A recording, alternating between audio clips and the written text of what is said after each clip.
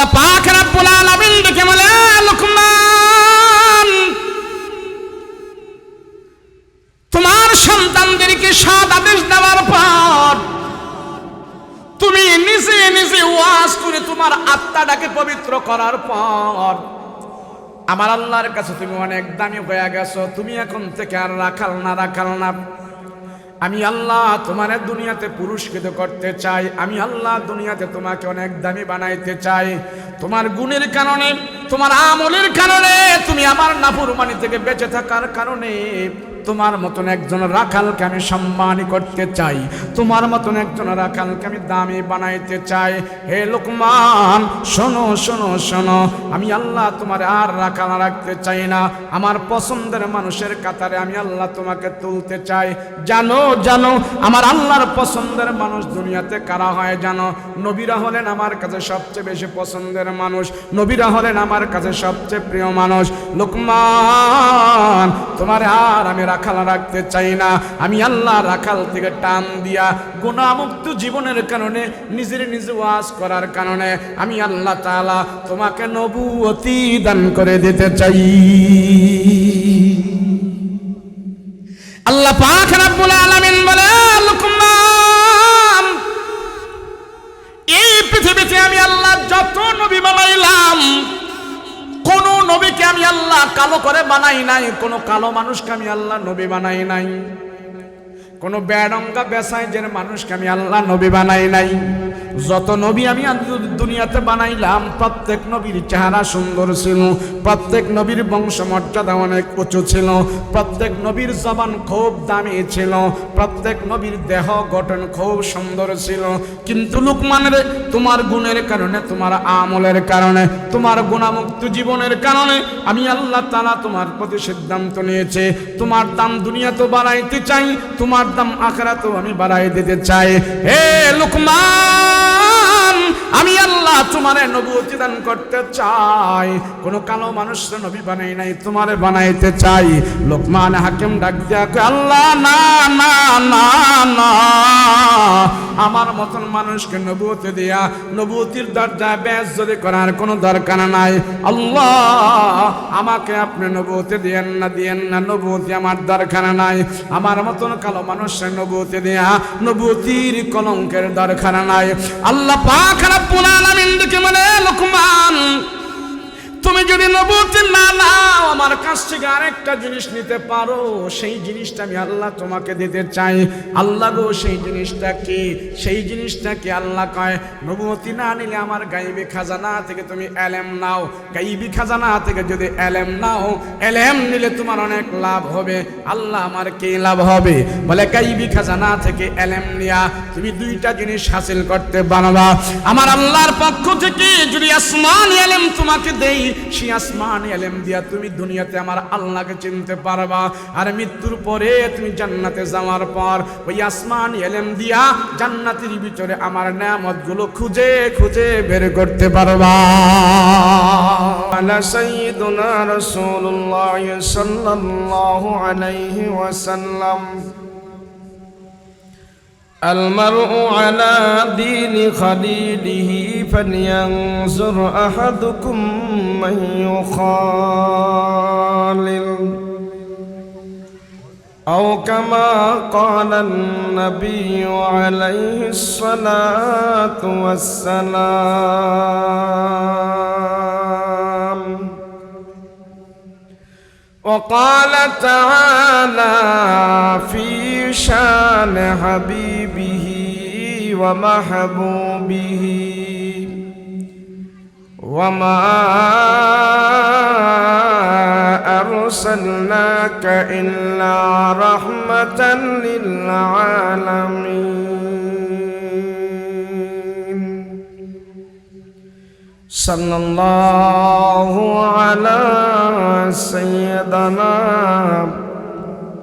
ومولانا محمد وعلى آله وأصحابه أجمعين.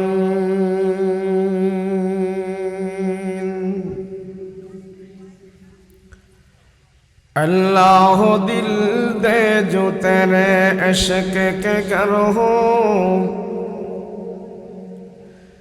अल्लाह दिल दे जो तेरे इश्क के गर हो, दाई में रहमत की तेरे उस पे नजर हो, दाई में रहमत की तेरे उस पे नजर हो, दिल दे के तेरे इश्क में ए हाल हो उसका, महशर का अगर शुर हो तू बिना खबर हो, महशर का अगर शुर हो तू बिना खबर हो, मा दर्द जहाँ गैर खुदा यार नदारे,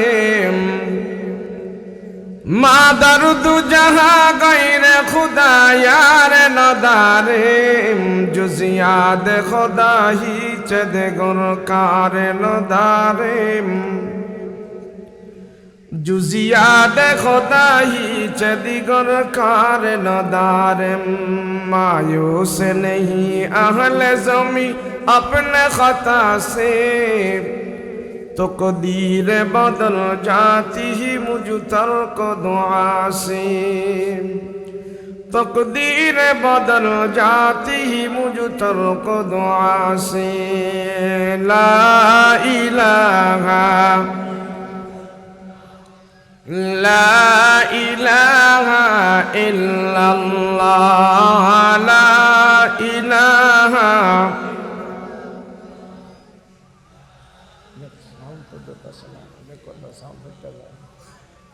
ला इलाहा इल्लल्लाह, ला इलाहा इल्लल्लाह, ला इलाहा सुब्हानल्लाह अल्हम्दुलिल्लाह, ला इलाहा ला इलाहा इल्लल्लाह, ला इलाहा ला इलाहा इल्लल्लाह, मुहम्मदुर रसूलुल्लाह सल्लल्लाहु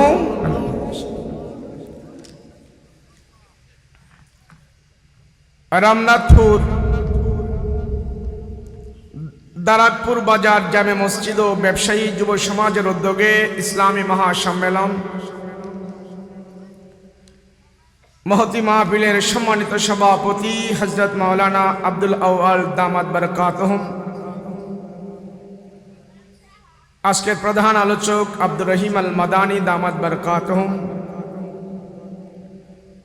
আরো বিভিন্ন আলোচক বৃন্দ, সম্মুখ পান উপবিষ্ট দিনদার মুত্তাকি পরহেজগার ভাইয়েরা,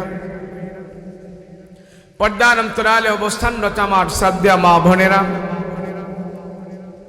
আল্লাহ পাকের দরবারে কালেমাত ও শুকর আদায় করছি, বলি আলহামদুলিল্লাহ।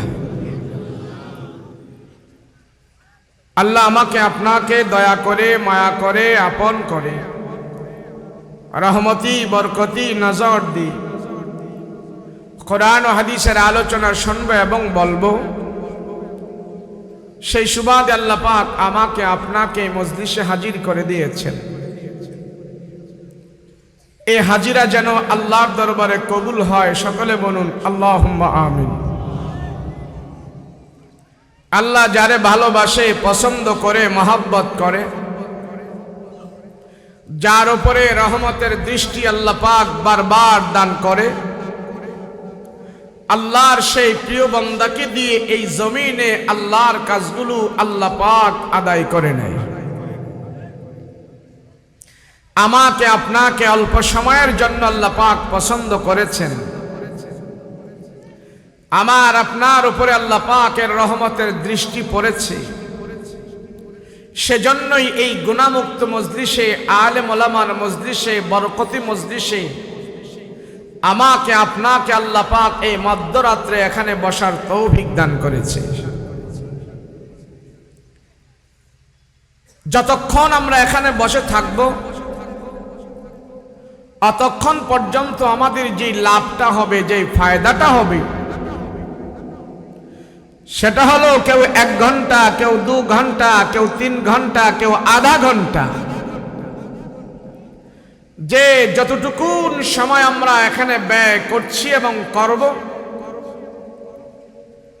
আমার আপনার 50, 60, 70 বছর হায়াত থেকে আজকের মাহফিলের 1 ঘন্টা আল্লাহর দরবারে গুনাহমুক্ত হয়ে পৌঁছে যাবে। আমরা এখানে কেউ গুনাহ করব না। আপনাদের দেশে কি মাহফিলে গুনাহ করে? যে বক্তা এদিক দিয়ে বয়ান করতেছে, আমরা এদিক দিয়ে অন্য কিছু করতেছি, এমন আছে? পিছনে কেউ বিড়ি টিড়ি খাবে?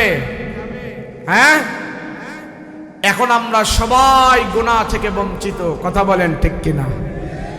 আমরা কেউ গুনাহ করব না।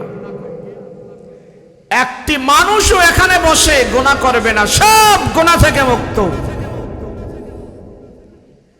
1 ঘন্টা, 2 ঘন্টা, 50, 60 বছরের হায়াত থেকে আজকের মাহফিলের 2 ঘন্টা আল্লাহর দরবারে গুনাহমুক্ত হয়ে পৌঁছে গিয়েছে। হাসরের ময়দানে আল্লাহ পাক আমার আপনার এই যৌবন জীবনের হিসাব নেবেন। হিসাব দাও, আমি আল্লাহ তোমাকে হায়াত নামক দৌলত দিয়েছিলাম, হিসাব দাও। আমি আল্লাহ তোমাকে জীবন দিয়েছিলাম, হিসাব দাও।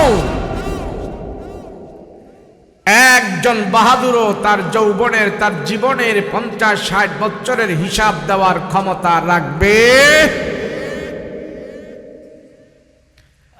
কিন্তু যে মানুষগুলো যে নেক আমল করে, আল্লাহর নাফরমানি থেকে বিরত থাকে, আল্লাহর ভয়ে তারা গুনাহমুক্ত সময় ব্যয় করে, ওই সময়ের হিসাব সে আল্লাহর আদালতে দিতে পারবে। আল্লাহ ব্যবসায়ীরা মিলে, যুবকরা মিলে, কিছু কোরআন প্রেমিকরা মিলে দ্বীনের কথাবার্তার আলোচনার ওয়াজ মাহফিলের একটা ব্যবস্থা করেছিল। আমরা সেখানে বসে ওয়াজ শুনেছি 2 ঘন্টা, 1 ঘন্টা। সেই 1 ঘন্টা, 2 ঘন্টা বছরে একবার আমরা সবাই মিলে তোমার দরবারে তাওবা ইস্তেগফার করেছি। ওই সময় মাহফিলের 2 ঘন্টা বসেছিলাম, কোনো গুনাহ করি নাই। বাড়িতে যাওয়ার আগে তোমার দরবারে তাওবা ইস্তেগফার করে আমরা বাড়িতে গিয়েছি। বছরে একবার এমন করেছি। আল্লাহ, ওই 2 ঘন্টা গুনাহমুক্ত সময়ের কথা আমাদের স্মরণ আছে। আল্লাহ পাক সেদিন বলবে, তোমরা ভুলে যেতে পারো, আমি আল্লাহ ভুলি নাই। তোমরা সামান্য পরিমাণ নেক করলেও সেটা আমি আল্লাহ তোমাদেরকে দিয়ে দিব।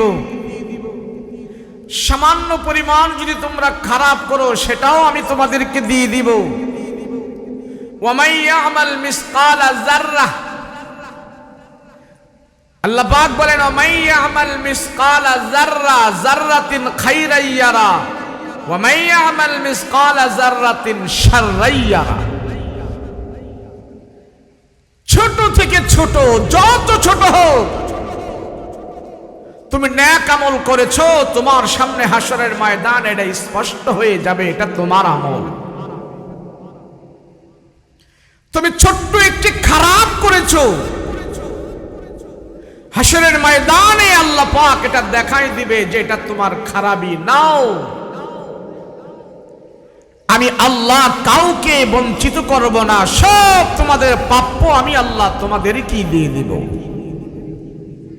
আমরা যে এখানে এত টাকা খরচ করে বসে বসে যে ওয়াজ শুনতেছি,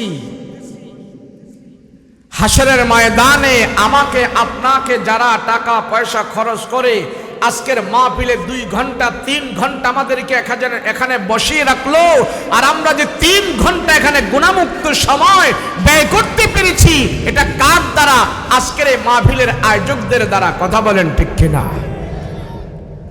শত সওয়াবের ভাগীদার এই আয়োজক বন্ধুরা হয়ে যাবে। কথা বলেন ঠিক কিনা? তারাও বলতে পারবে, আল্লাহ এতগুলো মানুষকে আমরা বছরে 2 ঘন্টা গুনাহমুক্ত জীবন উপহার দিয়েছি, এতগুলো মানুষকে আমরা আল্লাহ 3 ঘন্টা গুনাহমুক্ত সময় আমরা উপহার দিয়েছি। আল্লাহ পাক বলবেন তোমাদের অন্তরের ভিতরে যদি আমার বিল্লাহিয়াতের সন্তুষ্টির জন্য এই পরিবেশ করে থাকো, আমি আল্লাহ তোমাদের আয়োজকদেরকে মাফ করে দিয়েছি। ওয়াজ মাহফিল এটা নবীদের কাজ। কাদের কাজ? জোরে বলুন না, কাদের কাজ? সর্বপ্রথম পৃথিবীতে ওয়াজ চালু করেছেন নবীরা, নসিহত চালু করেছেন নবীরা। আল্লাহর পক্ষ থেকে অর্ডার ছিল নবীদের উপরে, আপনারা জাতির উপরে নসিহত করেন, উম্মতের কাছে নসিহত করেন, তাদেরকে যে বুঝান, তাদেরকে যে ওয়াজ করেন, সুন্দর মোলায়েম ভাষায় তাদের কাছে যে আমার বরত্বের কথা বলেন, আমি আল্লাহ আপনার উম্মতদেরকে হেদায়েত দান, আমি হেদায়েত দান করে দিব। এইটা উপরে উঠাও না, আমি আল্লাহ হেদায়েত দান করে দেব। এমনি ভাবে 1,24,000 পয়গম্বর পৃথিবীতে আগমন করেছেন। সব পয়গম্বরের উপরই আল্লাহ পাক এই নসিহতের আদেশটা দিয়েছিলেন। সব নবীর বেলায় 5 ওয়াক্ত নামাজ ফরজ ছিল না, সব নবীর বেলায় রমজানের 30 রোজা ফরজ ছিল না, সব নবীর বেলায় পবিত্র কোরআনের 30 পারা ছিল না, হজ যাকাত ফরজ ছিল না, কিন্তু সব নবীর বেলায় আল্লাহর পক্ষ থেকে জাতিকে নসিহত করার, উম্মতকে নসিহতের আদেশ, উম্মতকে সুন্দর মোলায়েম ভাষায় ওয়াজ করার আদেশ সব নবীদেরকে আল্লাহ পাক দিয়েছিলেন। তাহলে নসিহতের ভিতরে এত ফায়দা রয়েছে, ওয়াজের ভিতরে এত ফায়দা রয়েছে। আজ বাংলাদেশে প্রায় 5 লক্ষের উপরে মসজিদ আছে, হাজার হাজার মাদ্রাসা আছে। সবগুলো মাদ্রাসা, মসজিদ, লক্ষ লক্ষ আলেম ওলামা, এবং কি কোরআনের হাফেজ আছে এই বাংলাদেশে 2 লক্ষের উপরে। এই 2 লক্ষের উপরে কোরআনের হাফেজ, হাজার হাজার আলেম উলামা, হাজার হাজার মসজিদ মাদ্রাসা, এগুলি এই জমিনে একমাত্র নসিহতের ফসল এবং আলেম উলামাদের মেহনতের ফসল। কথা বলেন ঠিক কিনা? ওয়াজ মাহফিলের ফসল। নসিহত এমন একটা দামি জিনিস, যে করবে সে অন্যের জন্য যদি করে তাহলে অন্য হেদায়েত পেয়ে যাবে, নিজের জন্য করলে নিজে হেদায়েত পেয়ে যাবে, জাতির জন্য করলে জাতিও হেদায়েত প্রাপ্ত হয়ে যাবে, লাইন পাবে। নসিহত, ওয়াজ এটা এমন এক বিশেষ আমল, চাই সে গরিব হোক, ধনী হোক, আজমি হোক, আরবি হোক, ছোট হোক, বড় হোক, সমাজের হত দরিদ্র হোক, নসিহত যখন সে করতে থাকবে নিজেকে, তার নিজের দিলের ভিতরেই আল্লাহর ভয় ঢুকে যাবে। কোরআন হাকিম থেকে যে আয়াত আমি তেলাওয়াত করেছি, এই আয়াতটা আল্লাহ পাক কোরআন হাকিমের ভিতরে একটা ব্যক্তিকে কেন্দ্র করে, ব্যক্তির নামেই এই কোরআনের আয়াতটা আল্লাহ পাক কোরআনে লিপিবদ্ধ করে দিয়েছে। জিবরাইল আলাইহিস সালাতু ওয়াস সালামের মাধ্যমে আমার রাসূলের কাছে পাঠিয়েছেন। ব্যক্তিটার নাম হলেন লোকমান হাকিম। সবাই বলেন কি নাম? যারা বলেন কি নাম? এটা আপনাদের এই দারাকপুরের লোকমান নয়, আল্লাহর পছন্দের এক মানুষ, তার নাম ছিলেন লোকমান হাকিম। মুফাসসিরিনে কেরাম তার বর্ণনা করতে গিয়ে বলেন, ইতিহাস বেত্তারা বর্ণনা করতে গিয়ে বলেন, পৃথিবীর বুকে 3 জন মানুষ ছিলেন একবারে কুচকুচা কালা। কয়জন মানুষ? জোরে বলেন কয়জন? আরো বহুত আছে। ইতিহাস বেত্তারা এই 3 জন মানুষকে উল্লেখ করেছেন। কালো তো কালোই, কালোর তো আবার একটা সাইজ গুইস আছে, কিন্তু এই 3 জন মানুষের কোনো সাইজ গুইস নাই। এক নম্বরে হলেন কাউয়ার মতন কালা মানুষ লোকমানে হাকিম। দুই নম্বরের কালো মানুষ যিনি ছিলেন তিনি হলেন হাবশি বেলাল। তিন নম্বরের কালো মানুষ পৃথিবীতে যারে উল্লেখ করা হয়েছে সে হলো ওমরে ফারুক রাদিয়াল্লাহু আনহুর গোলাম, নাম ছিল তার উম্মে মাহাজা। এই তিনটা মানুষ পৃথিবীতে সবচেয়ে বেশি কালো ছিলেন, কাউয়ার মতন কালা। পাশাপাশি আবার তিনটা মানুষ ছিলেন সবচেয়ে বেশি সুন্দর। যিনি এক নম্বরের সুন্দরের তালিকায় তিনি হলেন আমার আপনার নবী মুহাম্মদুর রাসূলুল্লাহ সাল্লাল্লাহু আলাইহি ওয়াসাল্লাম। দুই নম্বরের সুন্দর ব্যক্তি হলেন ইউসুফ আলাইহিস সালাতু ওয়াস সালাম। তিন নম্বরে যিনি এই পৃথিবীতে সুন্দর ব্যক্তি ছিলেন নবীর সাহাবী দাহিয়াতুল কলবি। এই তিনটা মানুষ ছিলেন পৃথিবীতে সবচেয়ে বেশি সুন্দর। কিন্তু আজকে সুন্দরীর কথা বলবো না, আজকে বলবো কালো মানুষের কথা। কালো মানুষ কয়জন? আওয়াজ করে বলেন কয়জন? তিনজনের ভিতরে সবার কথা নয়, আজকে হবে একজন ব্যক্তির কথা, যারে আল্লাহ এত ভালোবাসছে। আল্লাহ ভালোবেসে এই কালো মানুষটার নামে কোরআন হাকিমে 114টা সূরার ভিতর থেকে আল্লাহ তার নামে একটা সূরা নাজিল করে দিয়েছে।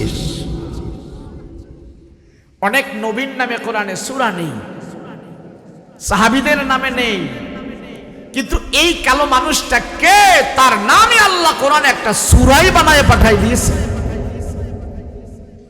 ব্যাপার স্যাপার আসেনি। ব্যক্তিটার পরিচয় যদি আপনারা জানেন আশ্চর্য হয়ে যান। লোকমান এমন একটা মানুষ ছিল, মাথাটা এমন মোটা ছিল, নাকটাও মোটা ছিল, দাঁতগুলো উঁচা নেচা ছিল, ঠোঁটগুলো বড় বড় ছিল, পেটটা এমন মোটা ছিল, মানুষটা খাটো ছিল, গায়ের রংটা কাউয়ার মতন কালো ছিল, জাতে ছিল হাবশি, কর্ম ছিল রাখাল, অশিক্ষিত, মূর্খ, নাম দাম বংশ মর্যাদা এই পৃথিবীতে তার কিচ্ছুই ছিল না, কোনো কোয়ালিটি তার ছিল না। এই ব্যা কোয়ালিটির একটা মানুষকে আল্লাহ এত মর্যাদা দিয়েছে, তার নামে আল্লাহ কোরআন একটা সূরাই বানায় পাঠাই দিয়েছে। ব্যাপার স্যাপার আসেনি। সেই ব্যাপার স্যাপার গুলো আজকে আলোচনা করব।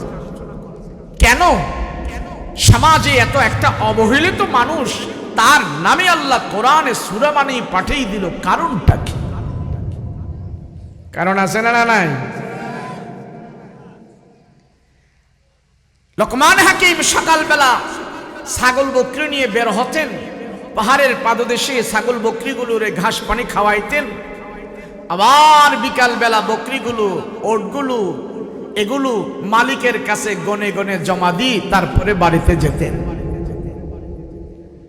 কর্ম ছিল রাখাল। রাখালের চাইতে নিম্নমানের চাকরি এই পৃথিবীতে আর নেই। চাকরির দিক দিয়ে সে নিম্নমানের চাকরি করত। বলেন দেখি, এমন একটা লোক যদি আপনাদের এই দারাকপুর বাজারে নির্বাচন করে, এই ফুলপুরে যদি এমন একটা ব্যা কোয়ালিটির মানুষ নির্বাচন করে, আপনারা সবাই ভোট দিয়ে তারে এমপি বানাইবেন তো? কিন্তু আমরা আপনারা তারে ভোট দিব না, এমপি বানাবো না।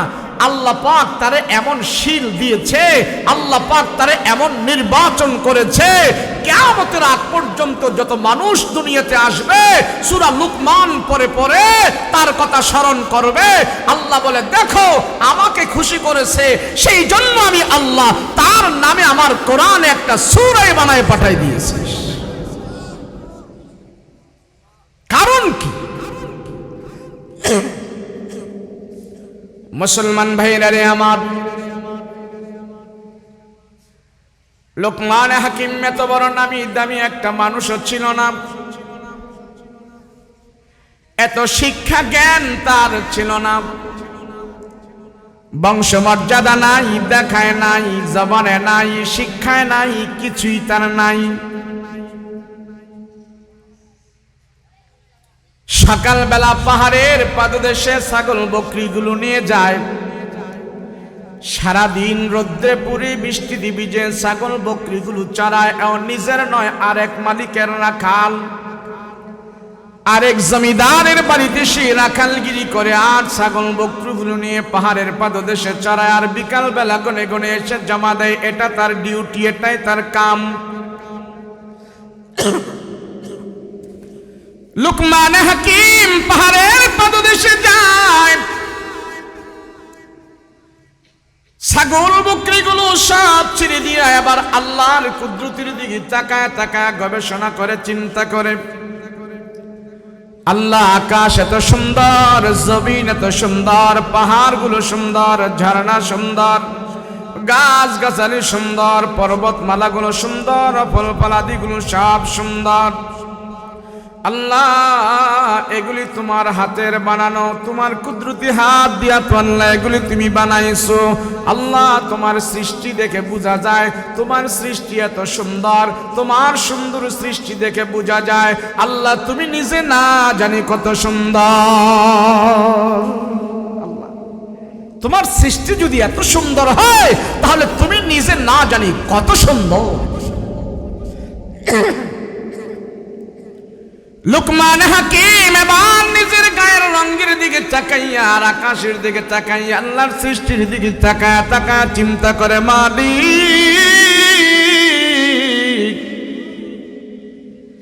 এই আসমান জমিন সুন্দর সব তোমার কুদরতি হাত দ্বারা তুমি বানাইছো। আর আমার মতন বেডঙ্গা বেসাইজের লুকমানকে আল্লাহ তুমি বানাইছো, তাতে আমার কোনো অসুবিধা নাই। আমি তোমার বানানেওয়ালা, তুমি আমারে বানাইলা। আমি তোমার বানানেওয়ালা, তুমি আমাকে বানাইলা। আমি নিজে নিজে সৃষ্টি হই নাই, আমাকে তুমি সৃষ্টি করেছো। আল্লাহ আমারে তুমি এত কালা বানাইছো, কালো বানানোর পরও তুমি আমাকে আশরাফুল মাখলুকাত বানিয়েছো, তাতে আমার কোনো আফসোস নাই। আশরাফুল মাখলুকাত হয়েছি। দুনিয়াতে আমি কিছু পাই বা না পাই, এই দুনিয়াতে আমার কিছু চাওয়া পাওয়া নাই। তবে মালিক মৃত্যুর পরে আমি গরিব থাকতে চাই না, মৃত্যুর পরে আমি কালো থাকতে চাই না। আল্লাহ মৃত্যুর পরে তোমার জান্নাতে যেতে চাই। তোমার জান্নাতে যাওয়ার পর আমি এমন কালো থাকব না, আমি সুন্দর হয়ে সেখানে বসবাস করব, যেই সৌন্দর্য কোনোদিন আমি হারাইব না।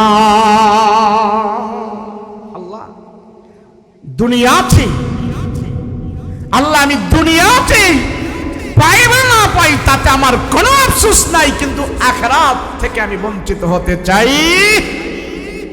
আল্লাহ তুমি আখিরাত আমাকে সুন্দর করে দিও।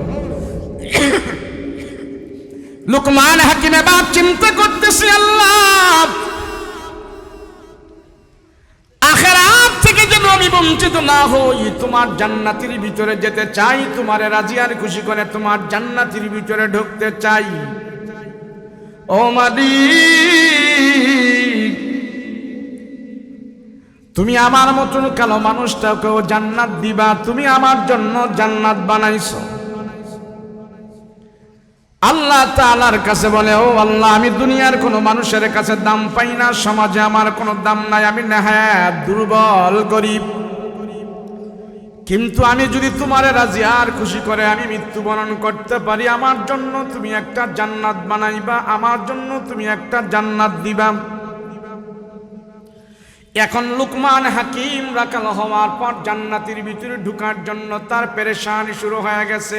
হাইরি কেমনে মাওলার জান্নাতের ভিতরে ঢুকতে হবে, কেমনে আল্লাহর জান্নাতের ভিতরে ঢুকতে হবে। দুনিয়া মানার দরকার নাই, রাখাল আমি রাখাল থাকতে চাই, দুনিয়াতে আমার কোনো দরকার নাই। আমি গরিব গরিব থাকতে চাই, দুনিয়াতে আর আমার কোনো দরকার নাই, কিন্তু মৃত্যুর পরে আমি আল্লাহর জান্নাতের ভিতরে যেতে চাই, আমি জান্নাতের মেহমান হতে চাই। এবার নিজে নিজে গবেষণা আরম্ভ করে দিল, নিজে নিজে চিন্তা ভাবনা শুরু করে দিল, আর আল্লাহর কাছ থেকে সাহায্য নিতে চাইতেছেন। ডাক দেয়া বলেন, মালিক মালিক, আমি তোমার কাছে ফরিয়াদ করি, তোমার কাছে আবদার জানাই, আল্লাহ তুমি আমাকে জান্নাত দিবা, জান্নাত দিবা, জান্নাতের ভিতরে ঢুকতে চাই। এবার নিজে নিজে গবেষণা করে চিন্তা ভাবনা শুরু করে দিল, আল্লাহ তৈরি জান্নাতের ভিতরে কেমনে ঢুকা যায়, কেমনে ঢুকা যায়? জান্নাতের মালিক তো আমি না, জান্নাতের মালিক হলেন আল্লাহ। ওই আল্লাহরে রাজি আর খুশি করা ছাড়া জান্নাতের ভিতরে ঢোকা যাবে না। জান্নাতের ভিতরে যদি ঢুকতে হয় তাহলে আল্লাহকে রাজি আর খুশি করেই জান্নাতের ভিতরে ঢুকতে হবে। কথা বলেন ঠিক কিনা? করতেছে আল্লাহ আমি কেমনে যাব তোমার জান্নাতের ভিতরে?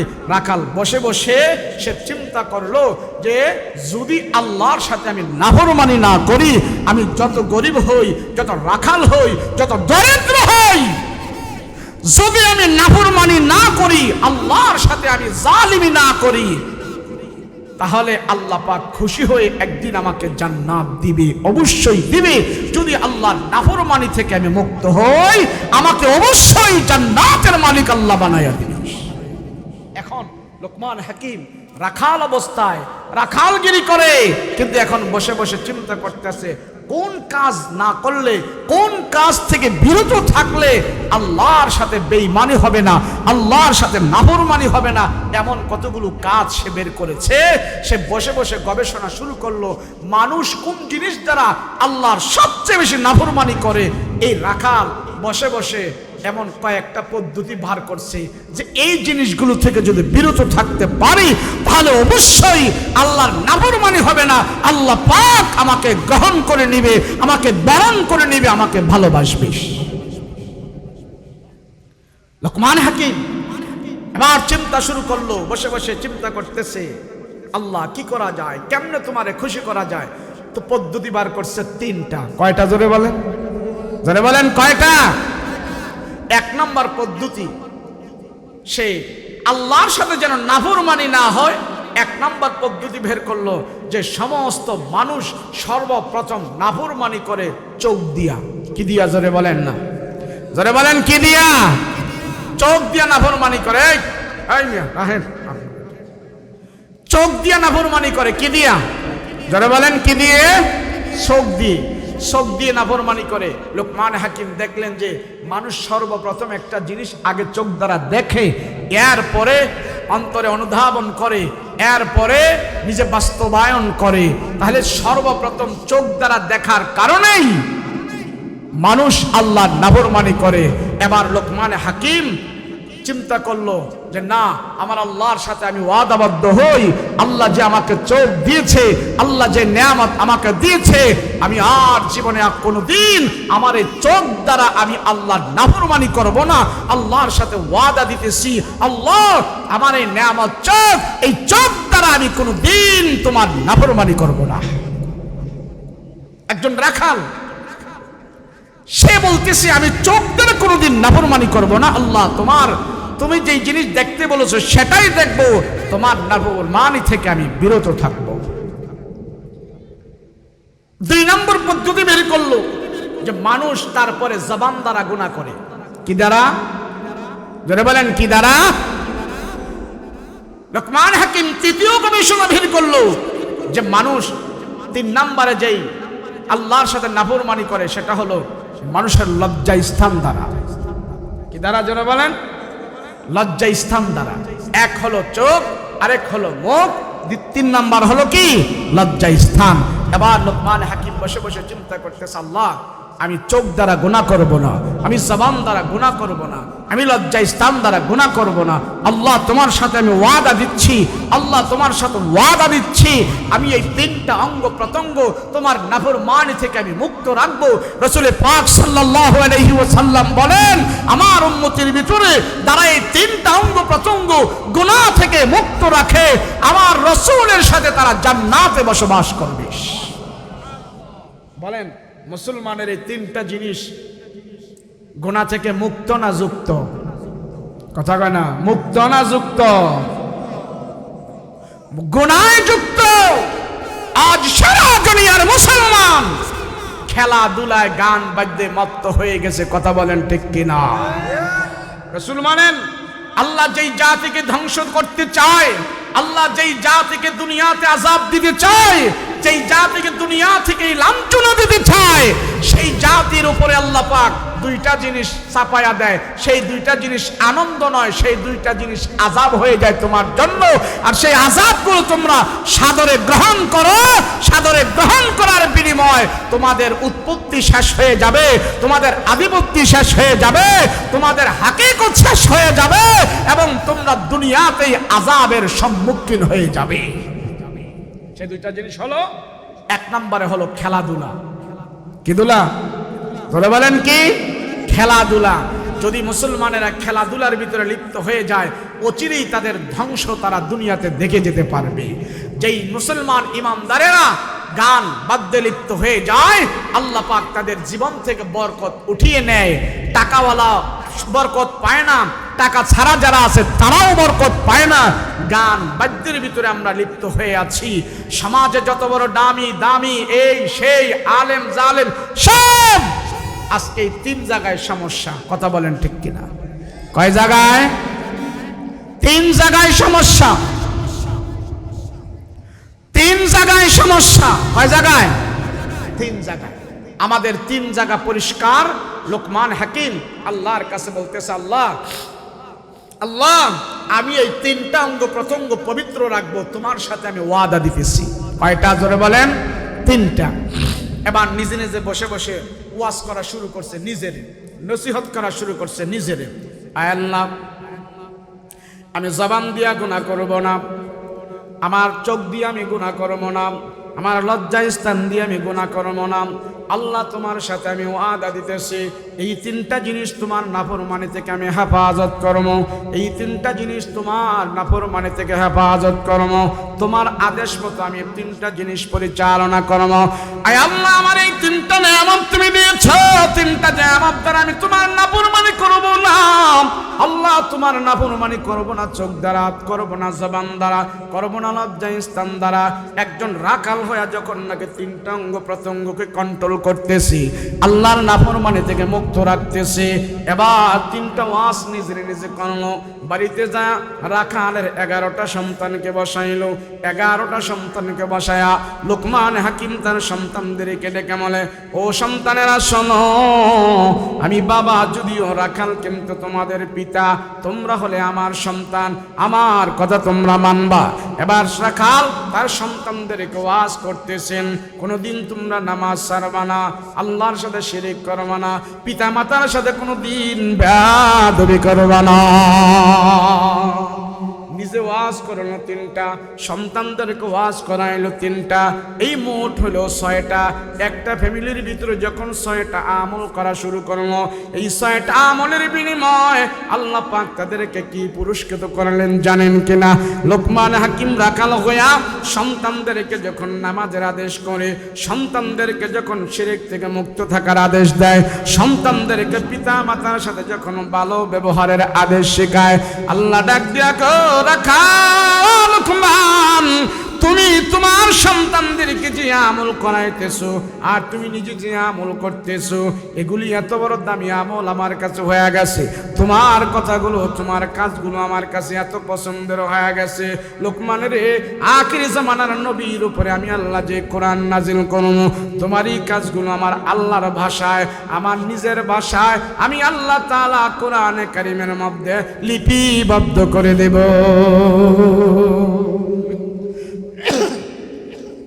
আল্লাহ পাক রব্বুল আলামিন ডেকে বলে, লোকমান, তোমার সন্তানদেরকে 7 আদেশ দেওয়ার পর তুমি নিজে নিজে ওয়াজ করে তোমার আত্মাটাকে পবিত্র করার পর আমার আল্লাহর কাছে তুমি অনেক দামি হয়ে গেছো। তুমি এখন থেকে আর রাখাল না। আমি আল্লাহ তোমার দুনিয়াতে পুরস্কৃত করতে চাই। আমি আল্লাহ দুনিয়াতে তোমাকে অনেক দামি বানাইতে চাই। তোমার গুণের কারণে, তোমার আমলের কারণে, তুমি আমার নাফরমানি থেকে বেঁচে থাকার কারণে তোমার মতন একজন রাখালকে আমি সম্মানী করতে চাই, তোমার মতন একজন রাখালকে আমি দামি বানাইতে চাই। হে লোকমান, শোনো শোনো শোনো, আমি আল্লাহ তোমার আর রাখাল রাখতে চাই না, আমার পছন্দের মানুষের কাতারে আমি আল্লাহ তোমাকে তুলতে চাই। জানো জানো আমার আল্লাহর পছন্দের মানুষ দুনিয়াতে কারা হয় জানো? নবীরা হলেন আমার কাছে সবচেয়ে বেশি পছন্দের মানুষ, নবীরা হলেন আমার কাছে সবচেয়ে প্রিয় মানুষ। লোকমান, তোমার আর আমি রাখাল রাখতে চাই না, আমি আল্লাহ রাখাল থেকে টান দিয়া গুনাহমুক্ত জীবনের কারণে, নিজের নিজে ওয়াজ করার কারণে আমি আল্লাহ তাআলা তোমাকে নবুয়তি দান করে দিতে চাই। আল্লাহ পাক রব্বুল আলামিন বলে, লোকমান, এই পৃথিবীতে আমি আল্লাহ যত নবী বানাইলাম, কোন নবীকে আমি আল্লাহ কালো করে বানাই নাই, কোন কালো মানুষকে আমি আল্লাহ নবী বানাই নাই, কোন বেড়ঙ্গা বেসাইজের মানুষকে আমি আল্লাহ নবী বানাই নাই। যত নবী আমি দুনিয়াতে বানাইলাম, প্রত্যেক নবীর চেহারা সুন্দর ছিল, প্রত্যেক নবীর বংশমর্যাদা অনেক উঁচু ছিল, প্রত্যেক নবীর জবান খুব দামি ছিল, প্রত্যেক নবীর দেহ গঠন খুব সুন্দর ছিল। কিন্তু লোকমানের তোমার গুণের কারণে, তোমার আমলের কারণে, তোমার গুণামুক্ত জীবনের কারণে আমি আল্লাহ তাআলা তোমার প্রতি সিদ্ধান্ত নিয়েছে, তোমার দাম দুনিয়াতে বাড়াইতে চাই, তোমার দাম আখিরাতেও আমি বাড়াই দিতে চাই। হে লোকমান, আমি আল্লাহ তোমারে নবুয়তি দান করতে চাই, কোন কালো মানুষের নবী বানাই নাই, তোমারে বানাইতে চাই। লোকমান হাকিম ডাক দিয়া কয়, আল্লাহ না না না না, আমার মতন মানুষকে নবুয়তি দিয়া নবুয়তির দরজা বেজ্জতি করার কোনো দরকার নাই। আল্লাহ, আমাকে আপনি নবুয়তি দিয়েন না, দিয়েন না, নবুয়তি আমার দরকার নাই, আমার মতন কালো মানুষের নবুয়তি দেয়া নবুয়তির কলঙ্কের দরকার নাই। আল্লাহ পাক রব্বুল আলামিন দেখে বলে, লোকমান, তুমি যদি নবুয়তি না নাও, আমার কাছ থেকে আরেকটা জিনিস নিতে পারো, সেই জিনিসটা আমি আল্লাহ তোমাকে দিতে চাই। আল্লাহ গো, সেই জিনিসটা কি? সেই জিনিসটা কি? আল্লাহ কয়, নবুয়তি না নিলে আমার গায়বী খাজানা থেকে তুমি এলেম নাও, গায়বী খাজানা থেকে যদি এলেম নাও, এলেম নিলে তোমার অনেক লাভ হবে। আল্লাহ, আমার কি লাভ হবে? বলে, গায়বী খাজানা থেকে এলেম নিয়া তুমি দুইটা জিনিস হাসিল করতে পারবা। আমার আল্লাহর পক্ষ থেকে যদি আসমানি এলেম তোমাকে দেই, সেই আসমানি এলেম দিয়া তুমি দুনিয়াতে আমার আল্লাহকে চিনতে পারবা, আর মৃত্যুর পরে তুমি জান্নাতে যাওয়ার পর ওই আসমানি এলেম দিয়া জান্নাতের ভিতরে আমার নেয়ামতগুলো খুঁজে খুঁজে বের করতে পারবা।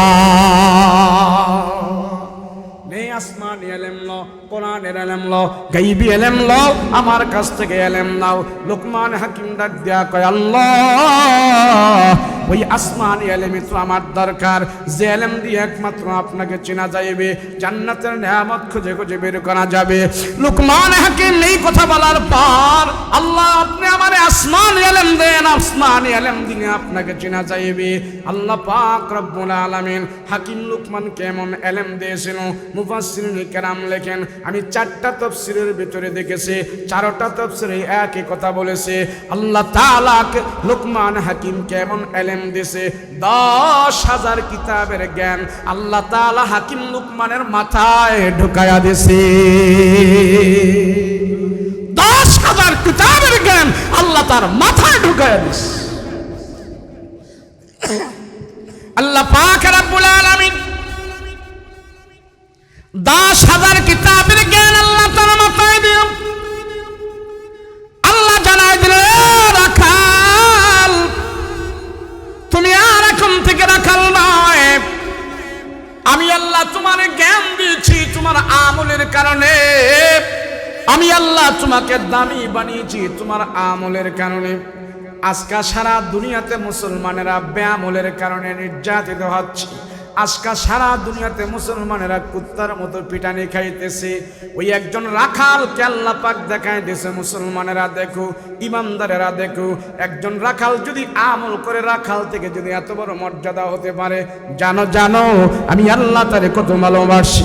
সে চোখ হেফাজত থাকার কারণে, মুখ গুনাহ থেকে মুক্ত থাকার কারণে, লজ্জা স্থানটা গুনাহ থেকে মুক্ত থাকার কারণে আল্লাহ ডাক দেয়া কয়, রাখাল রে, তোর এই আমলগুলো আমার আল্লাহর কাছে এত ভালো লাগছে, এত পছন্দের লেগেছে, আমি আল্লাহ খুশি হইয়া কোরআনে কারীমের ভিতরে যে 114টা সূরা নাজিল করব, কোরআনে কারীমের ভিতরে যে আমি আয়াত নাজিল করব, আমি আল্লাহ ও রাখাল তোর নামে কোরআনে কারীমের ভিতরে একটা সূরাই আমি আল্লাহ বানায়া পাঠাই দেব। আর সেই সূরা আল্লাহ পাক দান করেছেন সূরাতুল লোকমান। আল্লাহ পাক সূরা লোকমান দিয়া বলতেছে, ও জানিয়ার মানুষেরা দেখো, একজন রাখাল নিজে নিজে ওয়াজ করার পর, একজন রাখাল নিজে নিজে আমল করার পর এত দামি হয়ে গেছে, আমি আল্লাহ তার সম্মান এত বাড়ায় দিছি, কুরআনে কারীমের ভিতরে তার নামে আমি আল্লাহ একটা সূরা বানায়া পাঠাই দিয়েছি, একটা সূরা বানাই পাঠাই দিয়েছি।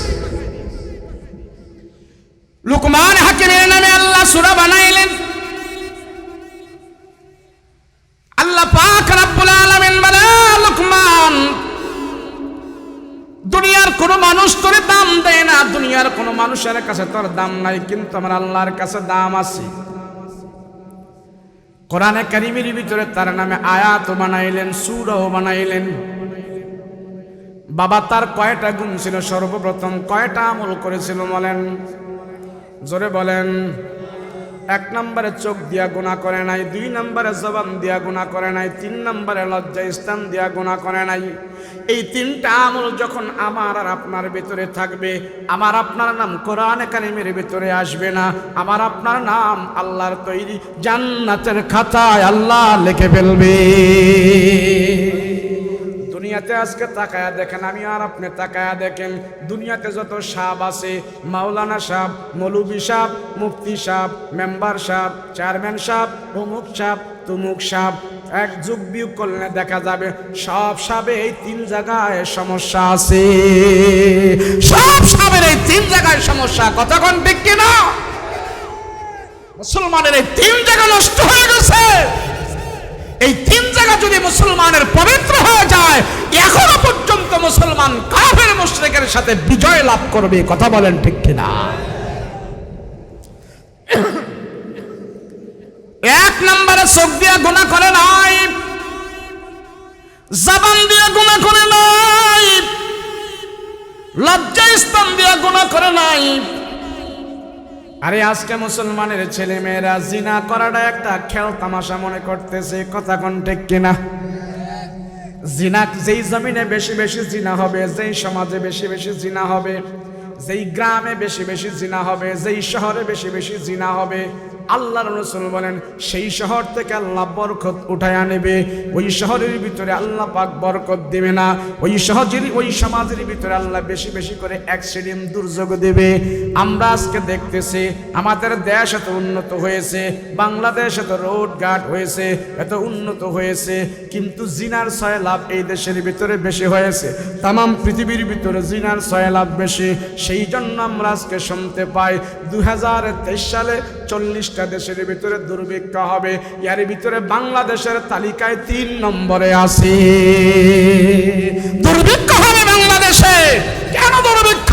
আমাদের চরিত্র ভালো না, জিনা করে জমিন নষ্ট করে ফেলেছে, পাড়া মহল্লার গ্রামগঞ্জে যুবক যুবতীদের চরিত্র ঠিক নাই, জিনায় লিপ্ত হয়ে গেছে, জিনার বিচার এই সমাজে হয় না। কথা বলেন ঠিক কিনা? জিনা বন্ধ করো, জিনা বন্ধ করো। জিনা করলে যে গুনাহ হয় এই কথাটা আমরা ভুলে গেছি। কথা বলেন ঠিক কিনা? সারা রাত, আজ সারা রাত ছেলে মেয়ে নাতি পুতি সবাই মিলে একসাথে ফুটবল খেলার ভিতরে নিমজ্জিত আছে, আছে না? না নাই? ফুটবল খেলায় সব লিপ্ত আছি আমরা। বলে ঘরের সদস্য সবাই মিলে যখন একটা কবিরা গুনাহ করে, এই ঘরটা কবিরা গুনাহ করা অবস্থায় এটা জাহান্নামের একটা অংশ হয়ে যায়। সব মুসলমানের ঘর ফুটবল খেলা দিয়া জাহান্নামের অংশ বানিয়ে নিয়েছে। কথা বলো ঠিক কিনা? বলো। আজ বাংলাদেশে কিছু বাদাইল্লার পোলারা 200 হাত লম্বা পতাকা টানাইতেছে ব্রাজিলের আর্জেন্টিনার। কথা কও ঠিক কিনা? আমি প্রশ্ন করি, ব্রাজিল আর আর্জেন্টিনা থেকে বাংলাদেশে বছরে কত টাকা রেমিটেন্স আসে? ব্রাজিল আর্জেন্টিনার দ্বারা বাংলাদেশের কি উপকার হয়েছে? আর্জেন্টিনা বাংলাদেশের কতটা ভিসা দেয়? কয় পার্সেন্ট লোক সেখানে কাজ করে বাংলাদেশে টাকা পাঠায়? 0%। কিন্তু বাংলাদেশের বাদাইম্মার পোলারা ওই আর্জেন্টিনার ব্রাজিল নিয়ে তারা পাগল হয়ে গেছে। কথা বলো ঠিক কিনা? দুর্ভিক্ষ কেন আসবে? আরে এই কারণে তো দুর্ভিক্ষ আসতেছে। সেই পরিমাণ পতাকা ব্রাজিলের আর্জেন্টিনা নিয়ে বাঙালিরা নাচানাচি করে, পৃথিবীর অন্য কোনো মানুষ এত নাচানাচি করে না। তাহলে জিনায় সয়লাভ হয়ে গেছে। রাসূল বলেন, যেই জাতি জিনা করে, গান বাদ্য, খেলাধুলায়, এই তিনটা জিনিসে লিপ্ত হয়ে যায়, সেই জাতির উপরে মৃত্যুর আগেই আল্লাহ পাক অভিশাপ নাযিল করে দেয়। আমাদের অভিশাপ আছে না নাই? আছে না নাই? ওই যে কয়দিন আগে দেখলাম খেলা দেখা জিত করছে দুই পোলায়, খুব কথায় কাটাকাটি করে একটারে মাইরে ফেলেছে। খবর পান নাই আপনারা? একটারে মেরে ফেলছে। আরে খেলে ইহুদি, হারে ইহুদি, জিতে ইহুদি, আর ঝগড়া করে মুসলমানের হোলারা। খুশি হয় শয়তান, খুশি হয় শয়তান। ঝগড়া করে, মারামারি করে মুসলমান, আর জিতে ইহুদি, হারেও ইহুদি, কাপ নেই ইহুদি, সব করে তারা। আর মুসলমানের ছেলেরা ঝগড়াঝাটি করে, মারামারি করে তারা।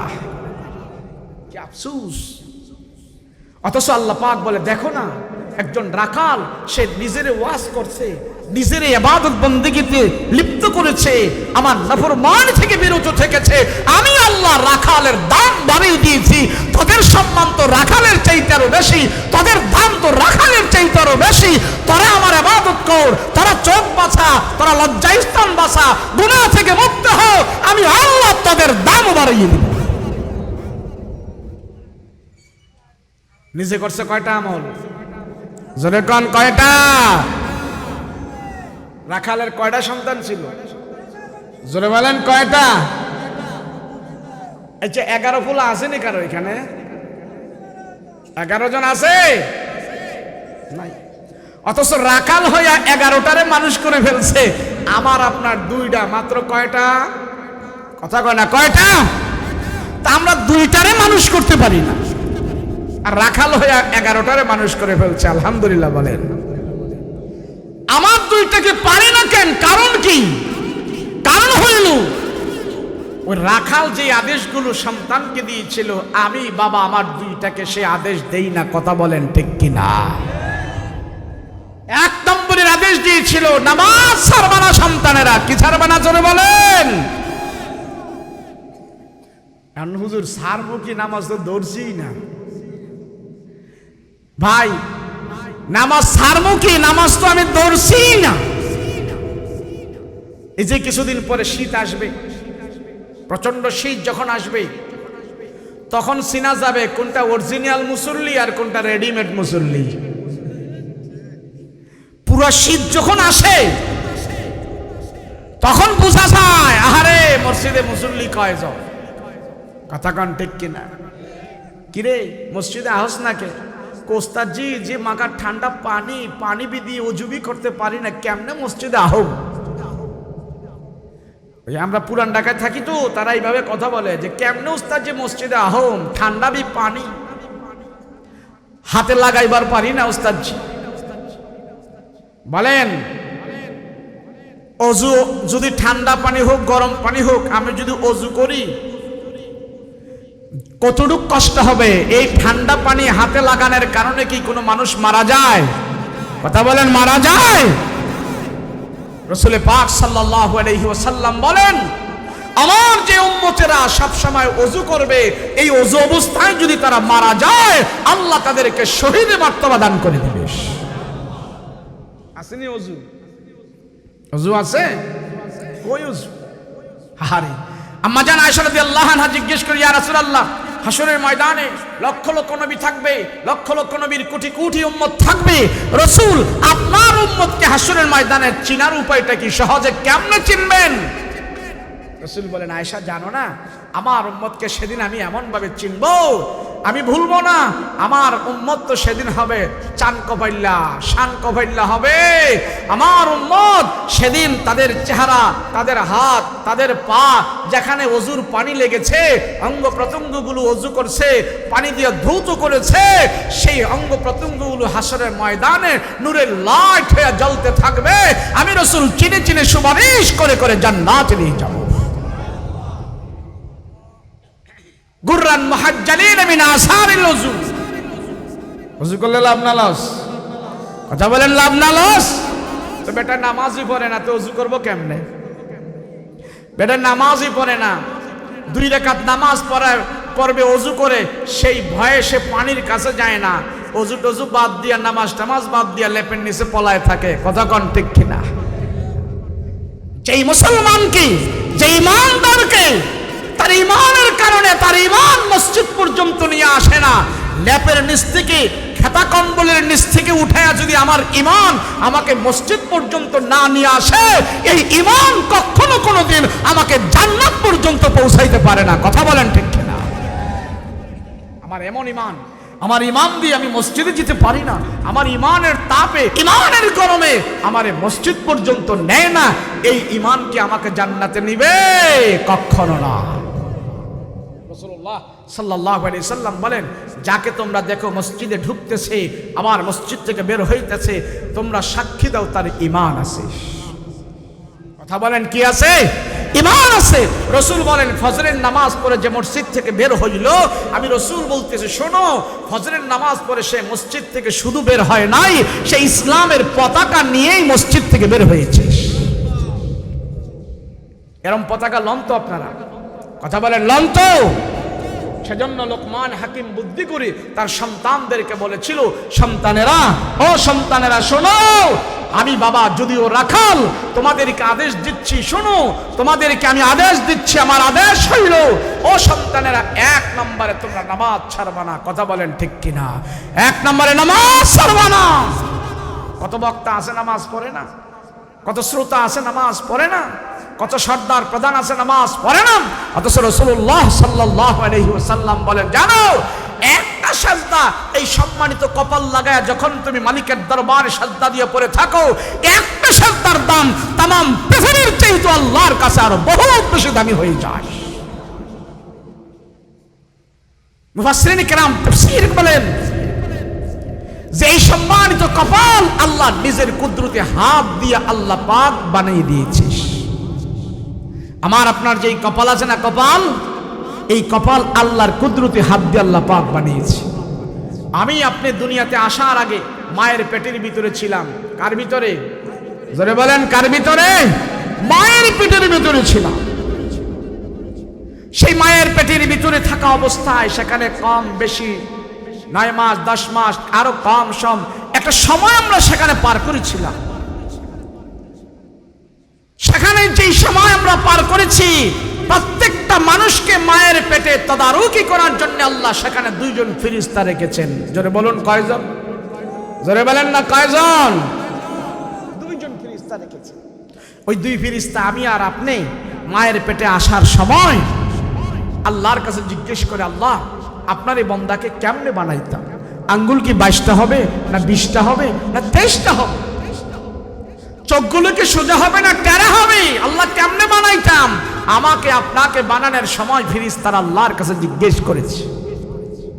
আল্লাহ পাক ডাক দেয়া বলে, ফেরেশতারা আমার কাছে জানার দরকার নাই, আমার বান্দাকে তোমরা কেমনে বানাইবে আমার লৌহে মাহফুজের দিকে তাকাও। ওই যে লৌহে মাহফুজ দেখো, সেখানে তাকায়া দেখো আমার আব্দুল করিম, আব্দুল কুদ্দুসের সেখানে নকশা করা আছে, ওখানে তাকায়া তাকায়া দেখো আমার এই বান্দার সেখানে আমি আল্লাহ নকশা করে রেখে দিয়েছি, আমার বান্দার সেখানে আমি সব কিছু করে দিয়েছি। লৌহে মাহফুজ এমন একটা বুট, সেই বুটের ভিতরে আল্লাহ পাক কোরআনে কারীম 30 পারা জব্দ করে রেখে দিয়েছে। তামাম দুনিয়াতে আল্লাহ যা কিছু পাঠাইবেন সব কিছু আল্লাহ লৌহে মাহফুজের ভিতরে আগে সীমাবদ্ধ করে। ফেরেশতারা ডাক দিয়ে বলে, মালিক, আপনার বান্দারে আমরা কেমনে বানাইতাম? আঙ্গুল কি 22টা হবে না, 20টা হবে না, 23টা হবে না, 24টা হবে? চোখগুলোকে টেরা হবে নাকি আল্লাহ চোখগুলো সোজা হবে? কেমনে বানাইতাম আল্লাহ কয় লৌহে মাহফুজের দিকে দেখো, আমার বান্দার সেখানে নকশা করা আছে। নাকটা কেমন হবে সেখানে আছে, চোখগুলো কেমন হবে সেখানে আছে। ওখান থেকে দেখে দেখে বান্দা তার মায়ের পেটের ভিতরে তারা বানায়া দে, আমার বান্দারে বানায়া দে। লৌহে মাহফুজ থেকে দেখে দেখে আল্লাহ তাআলার ফেরেশতারা মায়ের পেটের ভিতরে আমাকে আপনাকে পর্যায়ক্রমে ক্রমে বানাইতে থাকে। আমাদের পা বানায়, আমাদের হাঁটু বানায়, আমাদের মাজা বানায়, কোমর বানায়, গাড় বানায়, কাঁধ বানায়, পেট বানায়, পিঠ বানায়, বানাইতে এই পর্যন্ত বানায়। এই পর্যন্ত বানানোর পর এবার ফেরেশতারা হাত দেয় আমার আপনার চেহারাটা বানানোর জন্য। আহকামুল হাকিমিন আল্লাহ ডাক দিয়ে বলে, ফেরেশতারা রাখ, আমার বান্দার সব তোরা বানাইলি, বান্দার চেহারাটা তোরা বানাইস না। আল্লাহ চেহারা যদি না বানাই আপনার বান্দার পরিচয় কেমনে হবে? চেহারা যদি না বানাই আপনার বান্দার পরিচয় কেমনে হবে? আল্লাহ আপনার বান্দার চেহারাটা আমরা বানাই দেই। আল্লাহ কে বানাইবে? আল্লাহ কয় ডাক্তার, কবিরাজ, ইঞ্জিনিয়ার দিয়া বানাবো না। আমি আমার বান্দার চেহারাটা তোমাদের কি দিয়া বানাবো না। আমি আল্লাহ তাআলা আমার মায়ার দয়ার বান্দার চেহারাটা আমি আল্লাহ তাআলা আমার নিজের কুদরতি হাত দিয়া বানাই দিতে চাই।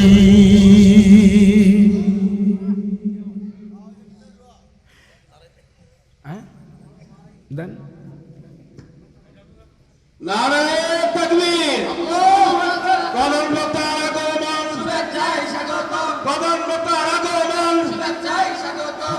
আজকের সম্মেলন সফল হোক, সফল হোক। দাওয়াতের সম্মেলন সফল হোক, সফল হোক। ওলামায়ে হাজারীর আগমন, শুভেচ্ছায় স্বাগতম। দারাকপুরের পক্ষ থেকে আল্লাহর শুভেচ্ছা। নারে তাকবীর, আল্লাহু আকবার।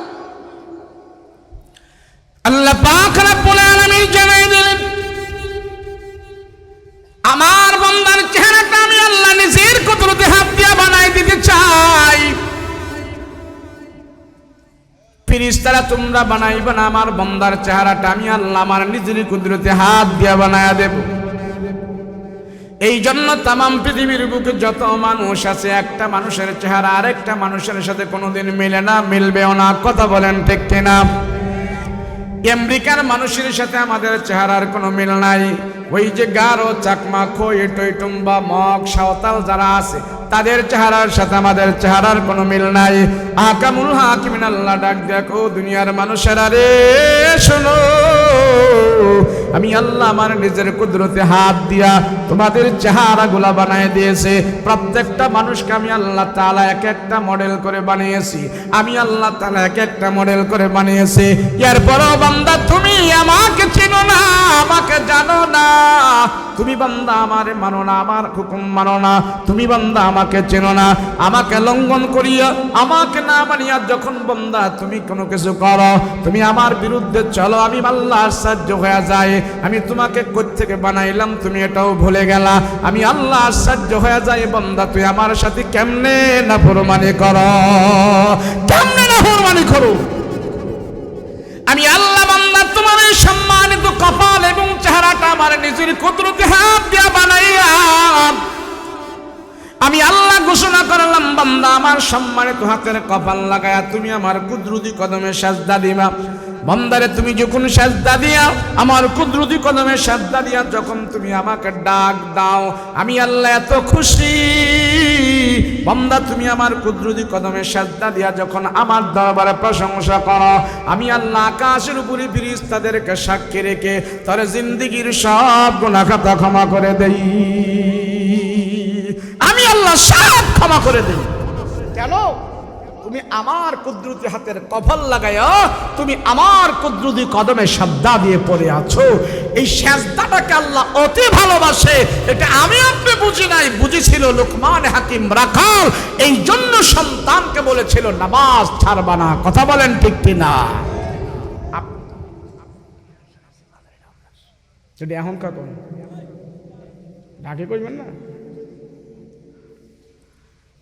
কই আইবনি ডাইরেক্ট স্টেজে কখন কোথায় বাইক কান্দি থাকতে আপনি এনে আইলে তো নারে তাকবীর দিলে। আল্লাহ পাক রব্বুল আলামিন সম্মানিত করেছেন আমাদেরকে। কপাল লাগায়া ঘোষণা দিয়েছে, আমার বান্দার কুদরতি হাতের কপাল আমার কুদরতি কদমে যখন বান্দা লাগায়া আমাকে ডাক দে, আমি আল্লাহ তার ডাক কবুল করে নেই এবং তার সব গুনাহ খাতা ক্ষমা করে দেই। এটা আমি আপনি বুঝি নাই, বুঝছিল রাখাল। কে বুঝছিল? রাখাল বুঝেছিল। রাখাল বোঝার কারণে আল্লাহ সুবহানাহু ওয়া তাআলা ওই রাখালের দাম বাড়িয়ে দিয়েছে। রাখাল তার সন্তানকে বলেছিল নামাজ ছাড়তে পারবা না। কথা বলেন ঠিক কি না? আপনিও বলতে হবে সন্তানকে নামাজ ছাড়বা না। এখন সন্তানকে বলবেন কেমনে? নিজেই তো পড়েন না। কথা বলেন ঠিক না? নিজেই তো পড়ি না, তো সন্তানকে বলবো কিভাবে? সন্তানকে যদি বলতে হয় তাহলে নিজে আগে আল্লাহর হুকুমের উপরে উঠতে হবে। কথা বলেন ঠিক কিনা? উঠবো তো, পড়বো তো ইনশাআল্লাহ। গরমে না শীতে, শীতে গরমে সব সময় আদেশ দাও। আমরা যদি বলি ভাই একটু আসেন না মসজিদে, আসেন ভাই একটু মসজিদে আসেন, হুজুর যান যান, আপনারা যান, বহুত দেখছি যান হুজুর। আমরা গরিব মানুষ, দিন মজুর, শ্রমিক, আমরা নুন আনতে পান্তা পুরায়, আমরা দিন মজুর। আমরাও যদি আপনাদের সাথে মসজিদে গিয়ে পড়ে থাকি তো বৌসিগুলা খাইব নাকি? হাতে হ্যান্ডল, পায়ে পেট্রোল, গায়ে ঘাম। হুজুর আমরা শ্রমিক মানুষ, আমরা তো নামাজ টামাজ নিয়ে পড়ে থাকার সময় নাই, কোন রকম দিনাতিপাত করি, আমরা গরিব মানুষ, অত নামাজ পড়ার আমাদের সুযোগ নাই, সময় নাই। এরকম কথা বলে কিনা? আল্লাহ হাসরের ময়দানে কোন হিসাবটা আগে নিব? তখন এই গরিব বান্দাগুলো আল্লাহর কাছে এই কথাই বলবে, আল্লাহ আমরা গরিব ছিলাম, আমরা আপনার অত সাজদা টাজদা দিতে পারি নাই, অত নামাজ টামাজ আমরা পড়তে পারি নাই। এখন হাসরের ময়দানে যখন এই কথা আল্লাহর কাছে বলবে, আল্লাহ বলবে এই গরিব কারা কারা ছিলি, গরিব বেনামাজিনি সব এক সাইড হও, সব বেনামাজি গরিব এক সাইড কর, এক সাইড হও। সব গরিব যারা দাবি করবে বেনামাজি, সবাইকে এক সাইড করিয়া আল্লাহ পাক এই গরিব বেনামাজিদের মোকাবেলায় হাসরের ময়দানে একজন গরিব নবীকে আল্লাহ পাক হাজির করবেন। কোন গরিব নবীকে? ঈসা আলাইহিস সালাতু ওয়াস সালাম। উনি দুনিয়াতে বাপ দাদার কোনো সম্পত্তি পায় নাই, তার বাবাই ছিল না, তো পাইব কোত্থেকে? ঈসা নবী সবচেয়ে গরিব। তো ঈসা আলাইহিস সালাতু ওয়াস সালাম আল্লাহ পাক ডাক দিবে, তাল হে নাই না ঈসা, আসো। আমার এই বান্দাগুলো দুনিয়ার আলো বাতাস বুক করেছে, আমার নাজ নেয়ামত খেয়েছে, আমাকে সাজদা দেওয়ার বেলা তারা অনেক গরিব হয়ে গেছে। ও ঈসা তুমি কোথায়? ঈসা আলাইহিস সালাতু ওয়াস সালাম হাজির হবে, আনা লাব্বাইক আনা হাজি। আল্লাহ আমি উপস্থিত হয়েছি। আল্লাহ পাক বলবেন, আমার এই বান্দাগুলো বলতেছে তারা নাকি দুনিয়াতে গরিব ছিল। আচ্ছা দুনিয়াতে তোমার কি কি সম্পদ ছিল একটু বর্ণনা দাও তো, আজ তোমার সম্পদের বর্ণনা দাও, বায়োডাটা দাও। ঈসা আলাইহিস সালাতু ওয়াস সালাম সেদিন আল্লাহর দরবারে হাসরের ময়দানে বলবেন, আল্লাহ দুনিয়াতে আমার তেমন কোনো দম্পন সম্পদ ছিল না, আমাদের তেমন কোনো সম্পদ ছিল না গো আল্লাহ। আল্লাহ দুনিয়াতে আমার তেমন কোনো সম্পদ ছিল না, অট্টালিকা বিল্ডিং বাড়ি গাড়ি আমার কিছুই ছিল না। আল্লাহ খাট পালং কম্বল তোশক ল্যাপ এগুলি আমার কিচ্ছুই ছিল না। আল্লাহ আমার গায়ে দেওয়ার জন্য দুইটা চাদর ছিল, মাত্র দুইটা চাদর। একটা চাদর আমি গায়ে দিতাম, আর একটা চাদর আমি বিছাইতাম। একটা চাদর সারা শরীরে জড়ায় রাখতাম, আর একটা চাদর আমি পরতাম। দিনের বেলা হইলে একটা চাদর ভিজায় গোসল করতাম, আর একটা চাদর গায়ের মধ্যে আমি জড়ায় রাখতাম। রাতের বেলা হইলে একটা চাদর বিছাইতাম, আর একটা চাদর গায়ে দিয়া ঘুমাইতাম। আয় আল্লাহ, এই ছিল আমার সম্বল, আমার ছিল না কোনো কম্বল ল্যাপ তোশক ছিল না গো আল্লাহ। আল্লাহ ছোট্ট একটা পানি খাওয়ার পেয়ালা ছিল। আমি একদিন রাস্তা দিয়ে হেঁটে হেঁটে যাইতেছি, হেঁটে হেঁটে যাওয়ার পর আমি একদিন লক্ষ্য করে তাকায়া দেখলাম একটা পুকুর থেকে একটা লোক হাতে কুশ করে করে চললো, মেরে মেরে পানি খায়। আমি ঈসা আলাইহিস সালাতু ওয়াস সালাম দেখে দেখে সিদ্ধান্ত নিলাম, হায় রে, হাতে দুনিয়াতে কুশ করে তো পানি খাওয়া যায়, আমার কাছে যে অতিরিক্ত পেয়ালাটা আছে এই পেয়ালা দিয়ে আর পানি খাবো না। আল্লাহ সেদিন থেকে আমার পেয়ালাটা একটা গরিব মানুষকে আমি দান করে দিয়েছিলাম, বাকি জনম হাতের কুশ করে করে পানি খায়া আমার জিন্দিগি আমি কাটাই দিয়েছি। আয় আল্লাহ, আমার ছোট্ট একটি মালিশ ছিল, রাস্তা দিয়ে হাঁটতেছি, আমি একদিন গাছতলার নিচে তাকায় দেখি একটা লোক হাতের বালিশ বানায় বানায় ঘুমাইতেছে। আল্লাহ, আমি দেখে দেখে সিদ্ধান্ত নিলাম, হায় রে, অতিরিক্ত বালিশ দেওয়া তো ঘুমানোর কোনো দরকার নাই, এই তো একটা লোক হাতের বালিশ বানায় আরামে ঘুমাইতেছে। আল্লাহ, ওই দিন থেকে আমার যে ছোট্ট বালিশটা ছিল ওই বালিশটা একটা অসুস্থ মানুষকে দান করে দিয়েছি, বাকি জনম হাতের বালিশ বানায়া বানায়া ঘুমায়া আমার জিন্দিগি আমি পার করে দিয়েছি। আল্লাহ সেদিন ডাক দিয়া বলবে, ও গরিব বেনামাজিরা, বলো তোমরা গরিব বড় নাকি আমার ঈসা গরিব বড়? বলো বলো, কে গরিব বড় বলো। সব বেনামাজিরা সেদিন আল্লাহকে ডাক দিয়া বলবে, আল্লাহ না না, আমরা গরিব বড় না, আমরা গরিব বড় না, তোমার পয়গম্বর ঈসাই তো গরিব বড়। আল্লাহ সেদিন ডাক দিয়া বলবে, ও জাহান্নামের ফেরেশতারা, আমার বান্দাকে নিয়া, এই সমস্ত বান্দাগুলোরে নিয়া জাহান্নামের ভেতরে ভরে নিয়া। নামাজের আমল তাদের কাছে হালকা ছিল, নামাজের আমল তাদের কাছে হালকা ছিল। আরেকজন রাখাল তার সন্তানদেরকে সর্বপ্রথম আদেশ করলো, নামাজ ছাড়বি না, নামাজ ছাড়বি না। আল্লাহর কাছে অনেক দামি হয়ে গেছে।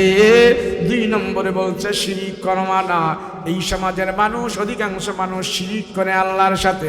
রসুল বলেন, মাছির মাথা পরিমাণ শিরিক নিয়ে যদি কেউ কবরে যায়, আল্লাহর রসুল সাল্লাল্লাহু আলাইহি ওয়াসাল্লাম বলেন, মাছির মাথা পরিমাণ শিরিক নিয়ে যারা কবরে যাবে আল্লাহ তার বাকি সব গুনাহ খাতা ক্ষমা করবে।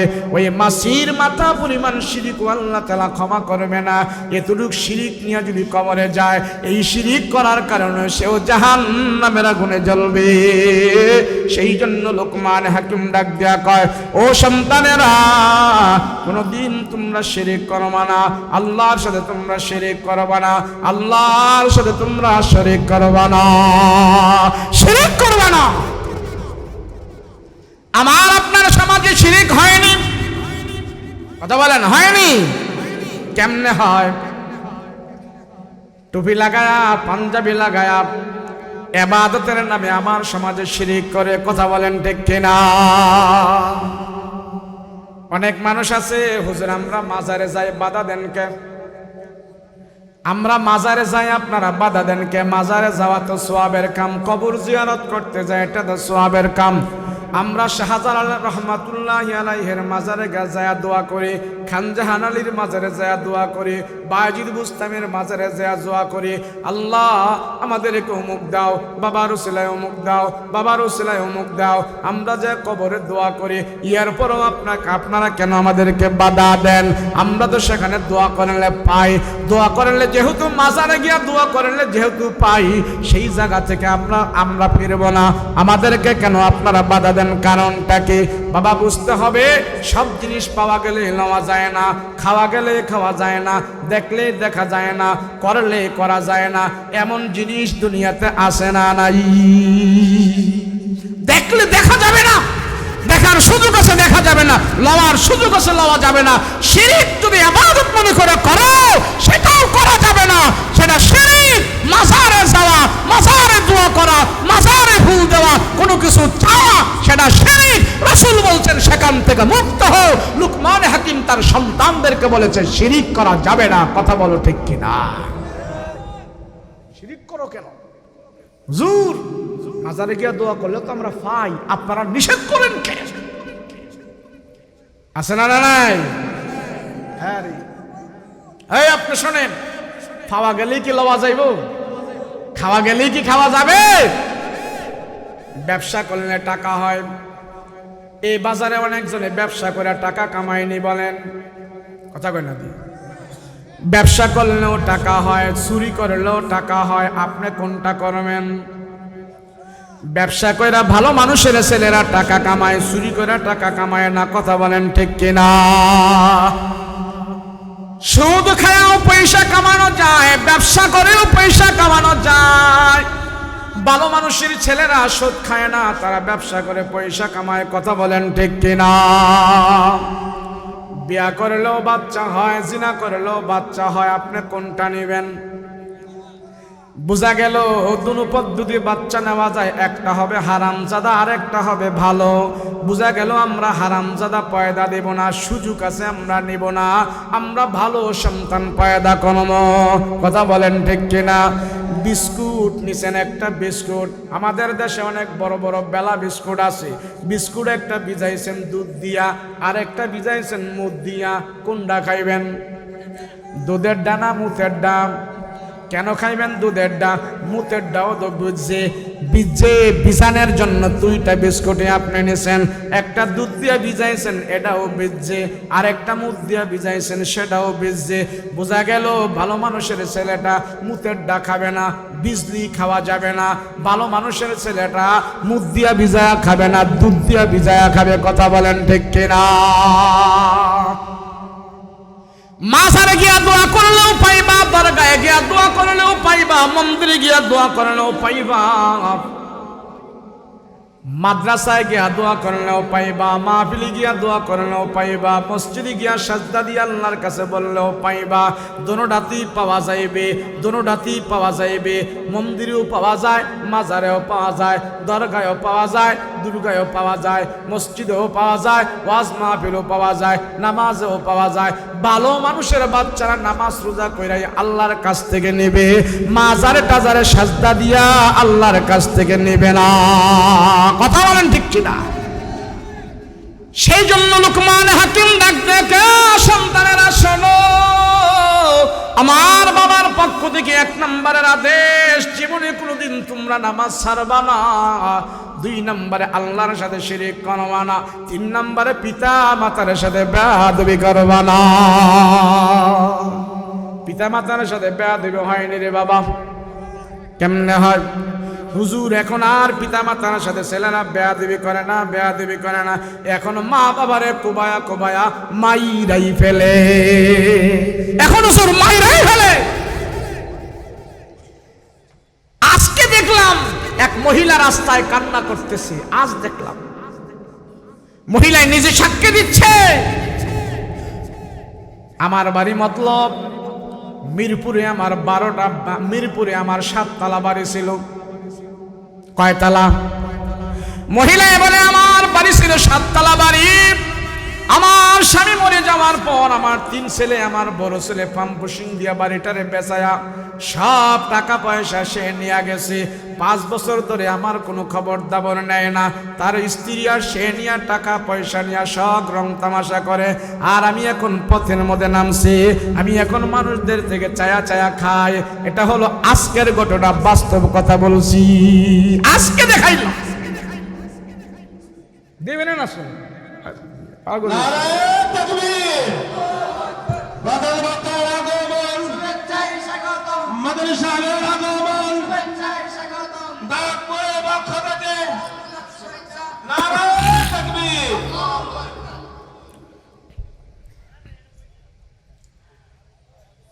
সন্তান খারাপ হয় মা বাবার কারণে, ভালো হয় মা বাবার কারণে। বিশ্বাস হয় না? ভালো হয় মা বাবা। আমি বলি এই সমাজের যুবকদের কোনো খারাপ হওয়ার তাদের কোনো কারণ নাই, আর খারাপ হওয়ার পিছনে যুবকদের কোনো দোষ নাই, কথা বলেন ঠিক কিনা? যুবক এই ডাইরেক্ট হুজুর স্টেজে নিয়ে যেতে পারে, কোন যুবক দুনিয়াতে এসে এসে খারাপ হয় না।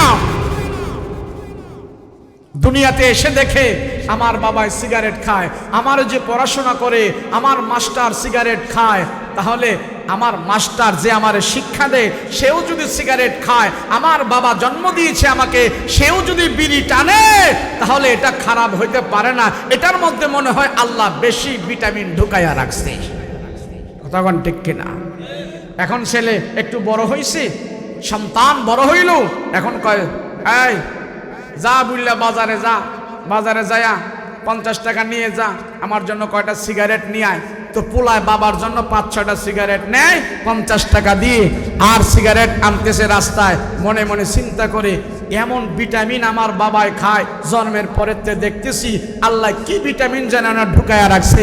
তো বাবার জন্য 4-5টা নিয়া হ্যাঁ একটা মাঝখান দিয়ে ব্ল্যাকমেল করে কমরের গুনছে, এইভাবে গুইনা সেরা এটা আমি খাবো, এই ভিটামিন কি আমি খাবো, বাবাই যেহেতু খায় তো আমি খাইতে সমস্যা কি? কথা বলেন ঠিক কিনা?